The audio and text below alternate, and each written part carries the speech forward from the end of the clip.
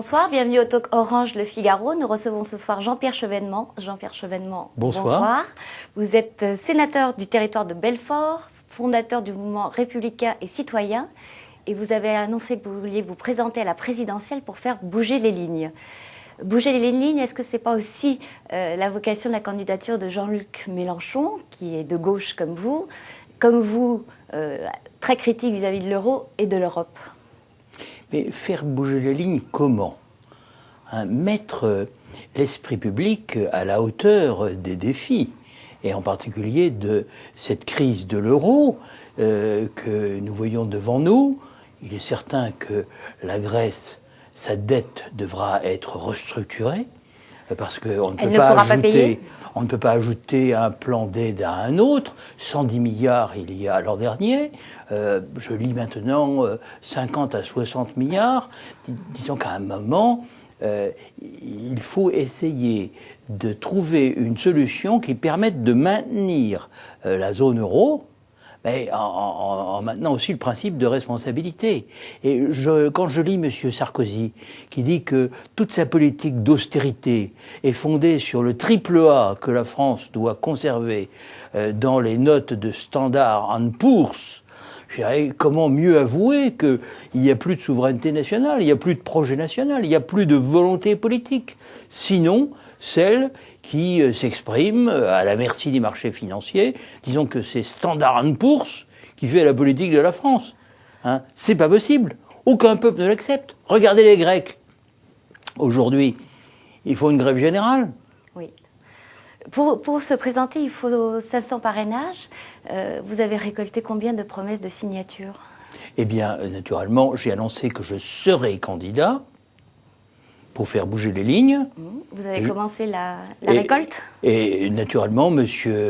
Laurent, le président du MRC, du Mouvement républicain et citoyen, a commencé à écrire à des maires qui m'ont soutenu. Il va continuer de le faire à de très nombreux maires qui me connaissent. Vous avez déjà des réponses positives? Oui, bien entendu. Dans quelle fourchette? Bien entendu. Non, mais je ne vais pas vous répondre maintenant. Je ne suis pas encore candidat. J'ai annoncé que je serai candidat. C'est un futur. Alors, vous allez peut-être ce n'est pas un indicatif présent, mais dès maintenant, moi-même, je m'adresse aux maires qui m'écoutent, s'il y en a, pour leur dire que, naturellement, je serais heureux d'avoir leur confiance pour poser le problème du redressement de l'Europe, qui est plus encore que la question de l'euro, pour poser le problème de la République et du retour de la France en Europe et dans le monde. Alors, vous n'allez pas ça vous répondre, se pense. vous allez peut-être vouloir répondre à André Valigny, le député socialiste de l'Isère, qui était à votre place hier et qui s'est adressé à vous. Plutôt que d'envisager une candidature à la présidentielle de 2012 qui risquerait de provoquer à nouveau l'élimination du candidat socialiste du deuxième tour, comme en 2002, pourquoi ne pas envisager plutôt, pour peser vraiment sur l'action de la gauche au pouvoir, de constituer un groupe parlementaire et puis surtout de négocier un contrat de législature, un contrat de gouvernement dans lequel vous pourriez obtenir des avancées importantes sur les sujets qui vous préoccupent le plus. Alors, il y a plusieurs questions en une. Oui, André Valigny d'abord évoque 2002. Voilà. Mais chaque candidat est porteur d'un projet. Mon projet était différent de celui du candidat socialiste. Si 11% des ouvriers ont voté pour lui, ce n'est pas de la faute de Chevènement, c'est de la faute de l'insuffisance de son projet. Et par conséquent, je suis fondé à exprimer un projet qui permette de faire bouger les lignes, c'est-à-dire de faire bouger le projet des autres. Si les autres candidats bougent leur projet, posent la question de savoir comment on peut échapper à la dictature des marchés financiers. En 2002, je disais déjà, ce ne sont pas les marchés financiers qui sont l'horizon de l'humanité. Ce sont les peuples et les nations qui font l'histoire. C'est dans mon discours de Vincennes, en octobre 2001. Vous dites si les autres candidats dis toujours la même chose. Si vous dites si les autres candidats font bouger leur projet, en l'état actuel de ce qu'on connaît du projet du PS, est-ce qu'un accord est possible? Et si oui, dans le futur, avec quel candidat? Est-ce que vous voyez travailler également avec François Hollande ou avec Dominique Strauss-Kahn? Disons que le projet du Parti socialiste n'est pas sans mérite. Il comporte des dispositions avec lesquelles je ne suis pas d'accord. Par exemple, une allocation d'autonomie à tous les jeunes. Je pense que c'est de l'assistanat, ça ne correspond pas à ce que je pense réellement. Je pense qu'il vaudrait mieux multiplier les préparations rémunérées au concours, les bourses, en grande quantité, pour favoriser le mérite, faire en sorte qu'il y ait une certaine exigence. Donc étoffer le projet dans son volet éducation? Non, et puis alors, la question du coût du projet socialiste, il est évalué par les socialistes à 25 milliards, les échos 100 milliards. Mais de toute façon, ce n'est pas possible dans la logique actuelle. Qu'est-ce qui n'est pas possible? Que ça coûte 25 milliards ou de dépenser 100 milliards? Ce n'est pas possible de le réaliser. Donc, il faut changer les règles du jeu de la zone euro. Il faut changer les statuts de la Banque Centrale Européenne. Il faut une initiative de croissance à l'échelle de l'Europe. On ne peut pas accepter l'austérité à perpétuité, telle qu'on nous la propose. Ça peut être Dominique Strauss-Kahn, président du FMI, puisqu'il est largement responsable du plan grec. Il n'est pas encore candidat, que je sache. Est-ce que vous voyez travailler avec lui? Et étant ce qu'il est, vous, je ne vois pas Dominique Strauss-Kahn comme cela, faire une autre politique en France et en Europe que celle qu'il impulse à la tête du FMI, où il demande, par exemple, à la Grèce d'accélérer ses privatisations. 50 milliards de privatisations, qu'est-ce qui va rester à ces pauvres Grecs? Est-ce que ça veut dire que si Dominique Strauss-Kahn est le candidat du PS, vous vous présenterez en toute hypothèse? Non, mais je n'ai pas dit ça du tout. J'ai dit que je serais candidat pour faire bouger la ligne. Et je les ferai bouger parce que je poserai les bonnes questions.